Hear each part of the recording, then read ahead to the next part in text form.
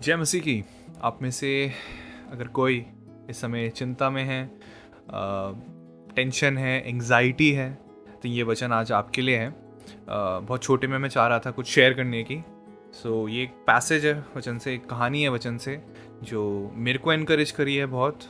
और I was able to encourage some other people. मेरे जीवन में और लोगों को मैं इससे इनकरेज कर पाया।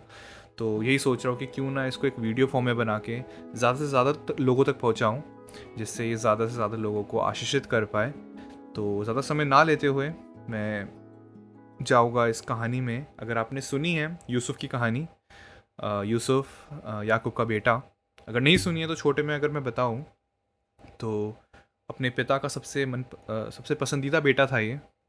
और इसके भाइयों ने इसके साथ काफ़ी गलत किया। पहले इसको एक कुएं में फेंक दिया, फिर बाद में जलन इतनी थी उनके अंदर कि एक कुएं में डाल दिया। फिर कुछ मिस्रियों को, इजिप्शियंस को एज ए स्लेव, एक गुलाम के रूप में बेच दिया। अपने जीवन में इसने बहुत सारी परेशानियां झेली। एज अ स्लेव ये रहा, एज अ कैदी ये रहा, लोगों के घर में नौकरियां करी, है ना। और बहुत सारे परेशानियां रहे। जहाँ जहाँ ये अपने पिता के साथ रह सकता था, जीवन बिता सकता था, एक अच्छा जीवन बिता सकता था, वहाँ पे ये गुलाम की ज़िंदगी बिता रहा था, है ना। परेशानियां झेल रहा था, बहुत कुछ इसके साथ हुआ। बट इन सारी चीज़ों में हम बार बार हम देखते हैं इस कहानी में कि ये परमेश्वर के साथ विश्वास योग्य रहता है। और सिर्फ परमेश्वर के साथ ही नहीं, इवन जिनके अंदर जिन लोगों का ये गुलाम है, जो इनके मालिक है, इसके मालिक है, उनके साथ भी विश्वास योग्य रहता है ना। कहता है वो मेरे मेरे मेरे मालिक है, वो मेरे मालिक है, मैं उनके साथ विश्वास योग्य रहूँगा। वो विश्वास योग्यता के साथ काम करता रहता है। और कब ये उस देश का, I think second in command, if I am not wrong, बन जाता है, एक मिनिस्टर बन जाता है, because of his dreams and interpretation. काफ़ी परमेश्वर के काफ़ी ब्लेसिंग इसमें आती है, इसके ऊपर आती है। और ये हो जाने के बाद एक अकाल आता है। और क्योंकि यूसुफ को कुछ सपने आए, उसके राजा को सपने आए, यूसुफ ने उनको इंटरप्रेट करा, तो अ, ये तैयार कर पाए, इस पूरे देश को रेडी कर पाए अकाल के लिए।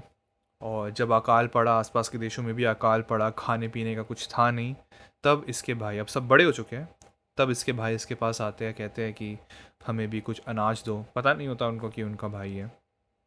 और फिर जब उनको समझ में आता है कि अच्छा ये यूसुफ है, तो डर जाते हैं कि अरे, हमने अपने भाई के साथ ऐसे ऐसे किया था, अब ये बदला लेगा। लेकिन बदला लेने के बजाय वो यूसुफ उनको माफ़ करता है और उनको अपने देश बुलाता है। और इट्स अ गुड एंडिंग। सब कुछ अच्छा अच्छा होता है अंत में। काफ़ी सारे लोग बचते हैं, क्योंकि अकाल से काफ़ी लोग नहीं मरते जितने मरने चाहिए, क्योंकि यूसुफ वहाँ था।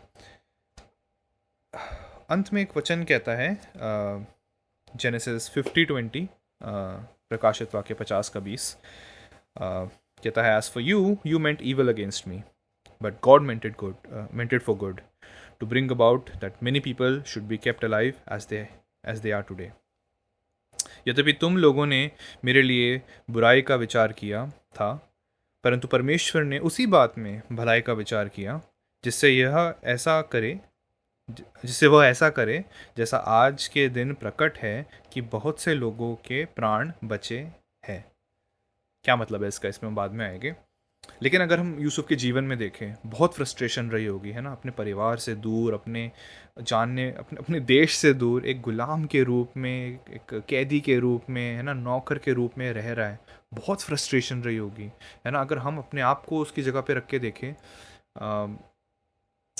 हम सीधा सीधा ये कह सकते हैं कि, है ना, पर कई बार हम परमेश्वर पे गुस्सा हो जाता है कि परमेश्वर क्यों हम मुझको यहाँ रखा है, और क्यों आप मेरे को इससे नहीं निकाल रहे हो, है ना। तो इसके अंदर भी ये फ्रस्ट्रेशन रही होगी। And yet he was faithful. वो परेशान था, फ्रस्ट्रेटेड था, गुस्सा था, शायद था। And yet in all of this he was faithful to God. परमेश्वर के साथ उसकी विश्वास योग्यता बनी रही, है ना। वो फेथफुल रहा। कैसे कैसे एंड आई थिंक वचन ही हमको एक चीज़ सिखाती है, एक प्रिंसिपल सिखाती है ना। अगर हम ड्यूट्रॉनमी में जाए, व्यवस्था विवरण उसका 29 का 29, डिट्रोनॉमी 29:29 कहता है, मैं निकालूँ, कहता है the secret things belong to the Lord, the secret things belong to the Lord our God, but the things that are revealed belong to us and our children for ever, that we may do all the words of the law. Hindi में कहता है गुप्त बातें हमारे परमेश्वर यहोवा के वश में हैं, परंतु जो प्रकट की गई है वे सदा के लिए हमारे और हमारे वंश के वश में रहेगी, इसलिए कि इस व्यवस्था की सब बातें पूरी की जाए। क्या मतलब है इसका? गुप्त बातें यहोवा के वश में हैं, प्रकट की गई बातें हमारे और हमारे वंश के वश में हैं। क्या है ये गुप्त बातें जो ये कह रहा है कि यहोवा के वश में है? सीक्रेट थिंग्स है ना, छुपी हुई चीज़ें है ना, जो कि रिवील नहीं की गई है। इसको हम अगर आसान शब्दों में समझें तो गुप्त बातें हैं वो चीज़ें जो हमें नहीं मालूम है ना। कल क्या होगा, कल क्या रखा है मेरे लिए, क्या जिस चीज़ की मैं इच्छा रख रहा हूँ क्या कल को वो मुझे मिलेगी, क्या जिस जिस घर को मैं चाह रहा हूँ क्या वो घर मुझे मिलेगा नहीं मिलेगा, कब मिलेगा, अगर मिलेगा तो है ना, वो गाड़ी कब मिलेगी, या फिर मतलब सिर्फ घर और गाड़ी की बात नहीं है, अच्छी चीज़ें भी है ना, कोई रिश्ता, शादी मेरी कब होगी, किससे होगी, होगी कि नहीं होगी, बच्चे होंगे नहीं होंगे है ना, कब होंगे, घर में कोई बीमार है वो कब ठीक होगा, होगा भी कि नहीं होगा है ना। बहुत सारी चीज़ें लोग अपने करियर को लेके कंफ्यूज्ड है, कोई अपने रिश्तों को लेके कंफ्यूज्ड है, कोई पैसों को फाइनेंसेस को लेके कंफ्यूज्ड है कि कल क्या रखा है ना। अब मेरे बच्चे कल को क्या बनेंगे, क्या करियर होगा, बहुत सारे टेंशन्स है, बहुत सारे है ना, ये एंग्जाइटी है कि कल क्या रखा है, कल क्या रखा है, कल क्या रखा है ना। परमेश्वर कहते हैं ये गुप्त बातें हैं और ये यहोवा के वश में है। ये वो चीज़ें हैं जो हमारे कंट्रोल में नहीं है ना, हमारे कंट्रोल में नहीं है। हम बस अपना आज में हम बेच दे सकते हैं। अगर मेरा एग्ज़ाम आ रहा है तो आज मैं पढ़ाई कर सकता हूँ है ना, आज मेरे हाथ में है, ठीक है, लेकिन कल क्या रखा है ना, कल मैं शायद एग्ज़ाम देने जा भी ना पाऊँ, बीच में ही कुछ हो जाए, पॉसिबल है, राइट। तो कल क्या रखा है नो वन नोज़, कहता है वो यहोवा के वश में है। हमारा क्या पाप है, हम उसको अपने वश में करने की कोशिश करते हैं, और यही चिंता है। जब हम चिंता करते हैं हम असल में यही कर रहे हैं, हम यहोवा के वश में जो चीज़ें हैं, गुप्त चीज़ें, वो हम अपने वश में करने की कोशिश करते हैं है ना, कि उसको मैं अपने वश में कर लूँ। और सिर्फ हम क्या, पूरी दुनिया आज इसी चीज़ में लगी हुई है, कल क्या होगा। और तभी आज के समय में ये एस्ट्रोलॉजर्स है ना, ओझे, ये टैरो कार्ड्स और ये हाथ देखने वाले, ये लोग इतना पैसा कमा रहे हैं। क्यों कमा रहे हैं? क्योंकि लोगों को गुप्त बातें जाननी है, गुप्त बातें जाननी है। हम मसीह लोग भी कई बार ये चीज़ें करते हैं, नाम अलग होते हैं लेकिन यही करते हैं है ना। पास्टर के पास जाते हैं कि कल क्या रखा है, कहाँ नौकरी लगेगी है ना, कहाँ क्या होगा, वो प्रोफेसी कर दो पास्टर जी हमारे लिए है ना। सबको जानना है कि कल क्या होगा, कब होगा, अगर होगा तो होगा भी कि नहीं होगा है ना। और इसी टेंशन में हम लोग लगे रहते हैं, इसी टेंशन में। अगर ना भी पास्टर के पास भी ना भी जाए तो भी टेंशन रहती है, क्या होगा क्या होगा क्या होगा, यहाँ पे चलता रहता है। परमेश्वर कह रहे नहीं है वो तुम्हारे वश में। इवन अगर हम इस सेम आइडिया को जब हम देखते हैं एक्ट्स में प्रेरितों के काम में जब हम देखते हैं, पहला ही जो चैप्टर है उसमें जब यीशु मसीह से पूछा जाता है कि वो दिन कब आएगा है ना, कहता है कि so when they had come together they asked him Lord will you at this time restore the kingdom of Israel? He said, it is not for you to know the time or season that the Father has fixed by his own authority. Hindi में पढ़ता हूँ, कहता है उसने उनसे कहा, उन समयों या कालों को जानना जिसको पिता ने अपने ही अधिकार में रखा है तुम्हारा काम नहीं। पिता ने किस चीज़ को कब के लिए नियुक्त करा है वो तुम्हारे जानने के लिए नहीं है। है ना, तुम्हारे जानने के लिए नहीं है। सो गुप्त बातें, छुपी हुई चीज़ें, तुम्हें उसके बारे में नहीं चिंता करनी, तुम्हें उसके बारे में नहीं सोचना। उसके बारे में चिंता करके, जैसे यीशु मसीह खुद कहते हैं, कल की चिंता करके तुम एक सेकंड नहीं तुम ऐड कर सकते अपनी लाइफ में। बट ड्यूटोनॉमी 29:29 एक और चीज़ ऐड करती है, कहती है जो चीज़ प्रकट की गई है, जो चीज़ प्रकट की गई है वो हमारी और हमारे वंश के लिए है ना, परंतु प्रकट की गई है वो सदा के लिए हमारे और हमारे वंश के वश में रहेगी, रहेगी, राइट। अच्छा, अब रिवील चीज़ें क्या है? अगर रिवील चीज़ें हमारे वश में हैं तो ये रिवील चीज़ें क्या है? वचन, वचन, बाइबल, प्रभु का शब्द, ये है वो चीज़ें जो प्रभु ने हमको रिवील करी है, प्रकट करी है। वचन में हमें 10 नियम मिलते हैं, और 10 क्या, 10 से ज़्यादा और भी काफ़ी सारे नियम मिलते हैं, है ना, जो हमें फॉलो करना है। प्रभु ने बोला है हत्या मत करो, चोरी मत करो, झूठ मत बोलो। क्या इन चीज़ों में हम चिंता करते हैं कि अरे आज मैंने कहीं कोई झूठ तो नहीं बोला था, कहीं किसी की चोरी तो नहीं कर ली गलती से, है ना। समय का चोरी भी एक चोरी होता है, बहुत बहुत चीज़ है। वह विचार मत करो, किसी को गलत नज़र से तो नहीं देखा आज मैंने, है ना। किसी और की चीज़ों की लालसा ना रखो, कहीं मेरे दिल में कहीं जेलसी तो नहीं है। किसी और को प्रभु कह के मत बुलाओ, क्या मेरे लाइफ में कोई आइडल तो नहीं है ना। ज़रूरी नहीं कोई मूर्ति पूजा ही हो, फ़ोन आइडल बन सकता है, कोई इंसान आइडल बन सकता है। क्या वो सारे पाप तो नहीं है मेरे लाइफ में? क्या ये चिंता हमारे जीवन में लगी रहती है ना। परमेश्वर ने हमको, यीशु मसीह ने 2 महान आज्ञाएं दी है, महान आदेश, महान आज्ञा है ना, great commandment, love your God with all your heart and love your neighbours. अपने परमेश्वर से प्रेम रखो, अपने पड़ोसियों से प्रेम रखो, ये आज्ञा दी गई है, ये प्रकट किया गया है। क्या इसकी चिंता लगी रहती है? क्या मैं परमेश्वर से प्रेम कर रहा हूँ? क्या मैं अपने पड़ोसियों से प्रेम कर रहा हूँ? ये चिंता है ना। ग्रेट कमीशन दिया है कि जाओ और जाति जाति को चेला बनाओ, मेरा चेला बनाओ, उनको बपतिस्मा दो, पिता पुत्र पवित्र आत्मा के नाम पे बपतिस्मा दो।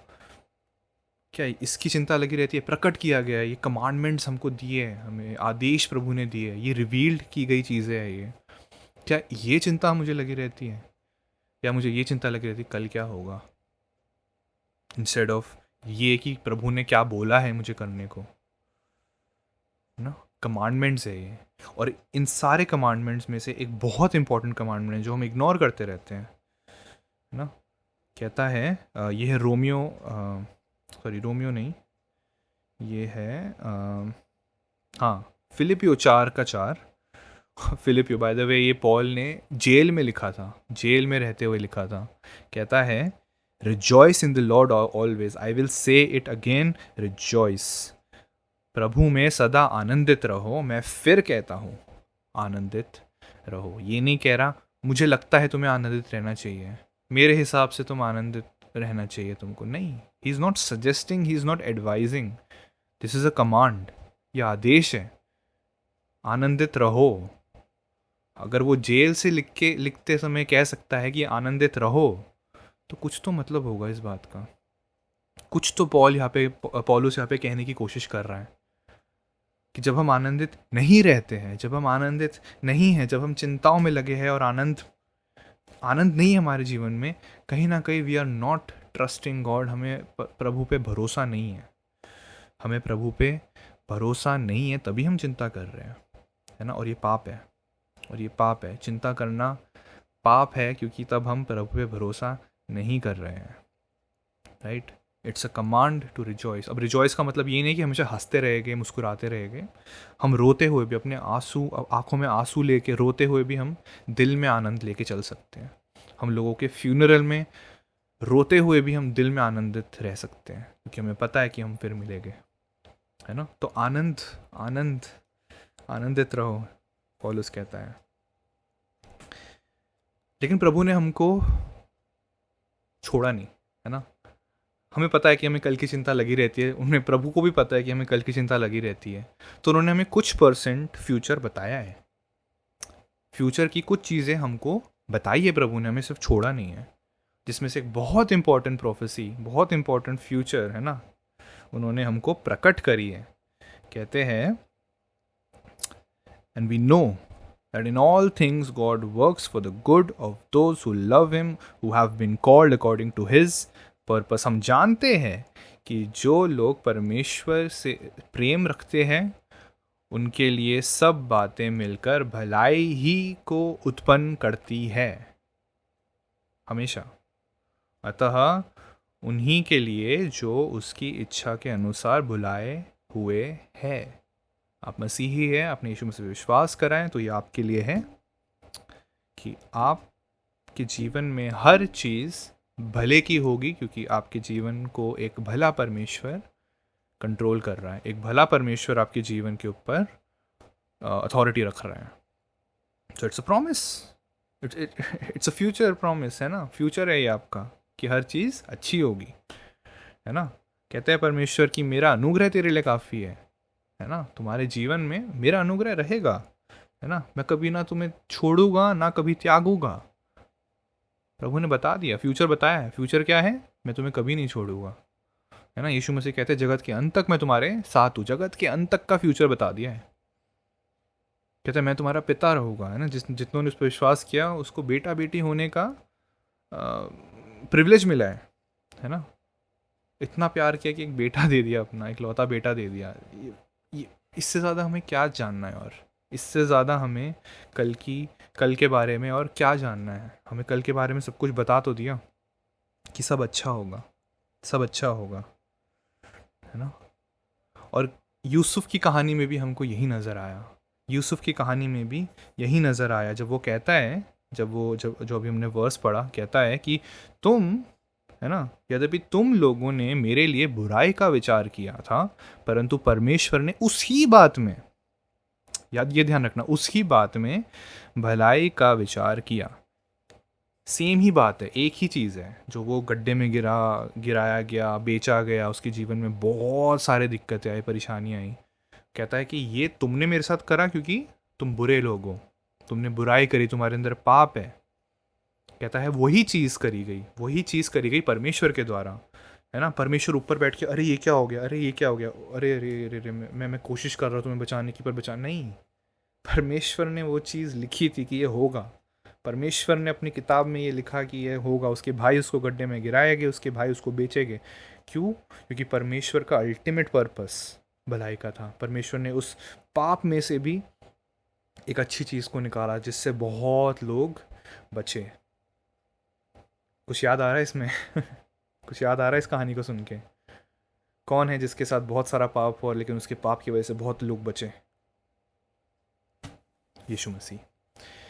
यीशु मसीह के साथ बहुत सारा पाप हुआ। जब यीशु मसीह को क्रूस पे चढ़ाया गया, वो शायद सबसे बड़ा पाप था दुनिया में। परमेश्वर के पुत्र को क्रूस पे चढ़ा दिया, इससे बड़ा पाप और क्या होगा।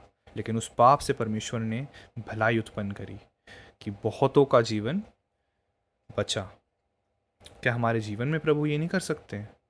हम जिस सिचुएशन में हैं आज, जब जिस परेशानी में, किसी की नौकरी नहीं लग रही, तो किसी की शादी नहीं हो रही, तो किसी के घर में कोई दिक्कत है, किसी के घर में कोई परेशान बीमार है, और हम टेंशन ले रहे हैं इस बात की क्योंकि हमें लग रहा है प्रभु कंट्रोल में नहीं है और प्रभु इस बुराई में से अच्छाई को नहीं निकाल सकते। प्रभु के बारे में दो चीज़ें हैं जो हमें एक समय में माननी है। हमारी दिक्कत ये है, हम या तो एक को मानते हैं तो दूसरे को मानते, दोनों को साथ में नहीं मानते। प्रभु की दो इस क्वालिटी को, क्या है ये क्वालिटीज़? पहली, प्रभु पूरी तरीके से कंट्रोल में है। He is all powerful. हर चीज़ जो होती है, एक पत्ता भी हिलता है, यहाँ तक कि मैं बोल भी रहा हूँ इस समय, ये प्रभु के कंट्रोल में है। और दूसरी चीज़ है, प्रभु भला है।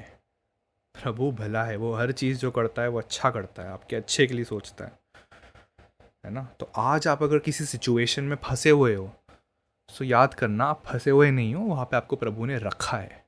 प्रभु ने आपको सोच समझ के अपने पूरे कंट्रोल में वहाँ पे रखा है। प्रभु आपको कोशिश नहीं कर रहे बचाने की वहाँ से। प्रभु को जो बचाना होगा वो 1 सेकंड में बचाएंगे।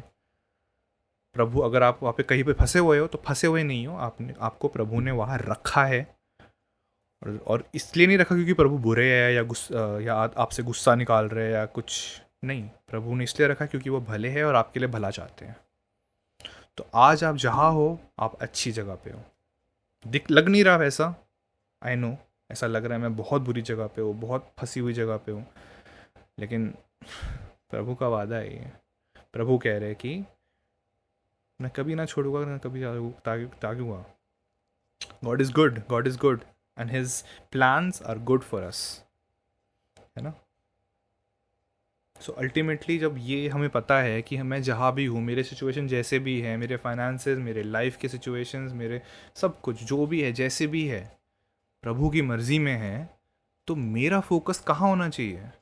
रिवील्ड चीज़ों में, जो चीज़ प्रभु ने बोली है, होलीनेस, है ना, ओबीडियंस। प्रभु कहते हैं पवित्र बनो क्योंकि मैं पवित्र हूँ, वो मेरा फोकस होना चाहिए।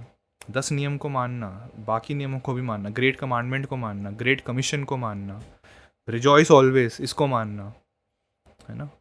ये सारी चीज़ें मेरे को माननी है और बाकी चिंताएं मेरे को प्रभु पे छोड़नी है। क्यों? क्योंकि he is in control, I am not, है ना। मैं ट्रस्ट नहीं करता प्रभु पे कई बार क्योंकि पाप है। इनफैक्ट पाप एक लौती ऐसी चीज़ है जिसके पास ये हक है कि वो मेरी आनंद को छीन ले मेरे से। आनंद सिर्फ और सिर्फ मेरा पाप छीन सकता है मेरे से। अगर मैं पाप में हूँ, किसी पाप में जी रहा हूँ, तो हाँ, तब मैं आनंदित नहीं हूँ, तो समझ में आता और सही भी है। जब दाऊद ने पाप किया था, उसने सबसे पहले यही बोला था कि restore unto me the joy of thy salvation, अपने उद्धार का आनंद मेरे को दो। उद्धार, उसको भी पता था कि उद्धार नहीं लिया है प्रभु ने मेरे से, उद्धार का आनंद ले लिया है ना। उसने जब पाप करा तो सबसे पहले उद्धार का आनंद मांगा, क्योंकि उसका आनंद छिन गया था उसके पाप की वजह से। तो हाँ, पाप आपका आनंद लेता है, लेकिन पाप के अलावा कोई दूसरी चीज़ है, कोई भी दूसरी चीज़, आपका सिचुएशन हो गया, है ना, आपका कुछ भी हो गया, अगर वो आपका आनंद छीन रहा है तो सॉरी, ये खुद में एक पाप है। फिर ये खुद में एक पाप है। आपका चिंता, आपकी एंग्जाइटी, आपकी परेशानी, वो खुद में एक पाप है।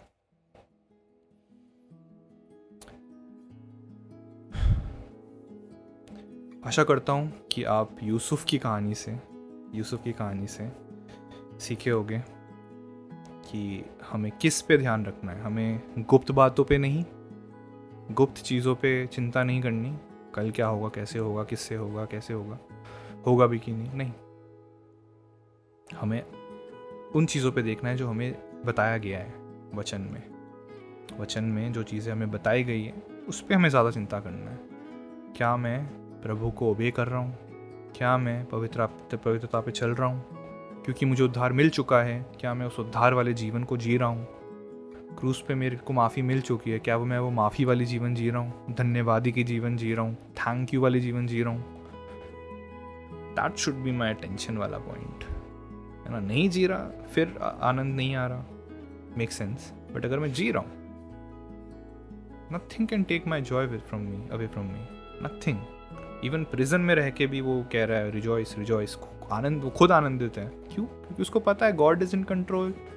मैं सही चल रहा हूँ, मतलब मैं सही, परफेक्ट तो नहीं, बट मैं प्रभु के साथ हूँ, राइट, सैंक्टिफाई हो रहा हूँ, तभी वो आनंदित है। पॉल को फर्क नहीं पड़ रहा, और सिर्फ पॉल क्या, वो जितने भी क्रिश्चियंस हैं उनको खुश है, वो मर रहे हैं, उनको मारा जा रहा है, वो मुस्कुरा रहे हैं, गाने गा रहे हैं। क्यों? कहाँ से आया ये आनंद? सच से, है ना, सत्य से। उनको सत्य पता था, उनको प्रभु की भलाई पता थी, और ये पता था कि प्रभु कंट्रोल में है, राइट। और उनको ये पता था कि गुप्त चीज़ों की उनको चिंता नहीं करनी है। That's why they were rejoicing. आशा करता हूँ आपको ये ब्लेस किया हो और आप आनंदित रहोगे। और कोई भी अगर टेंशन है, कोई भी परेशानी है, तो वचन एक चीज़ कहता है, प्रार्थना करो, मांगो। आनंदित रहने के लिए भी हमको रेसल करना पड़ता है प्रभु से, प्रभु आनंद मुझे दो। तो मांगो प्रभु से, मांगो, and he will give you the joy, he will give you the peace that you want. आशा करता हूँ आपको ब्लेस कराऊँ। Praise God.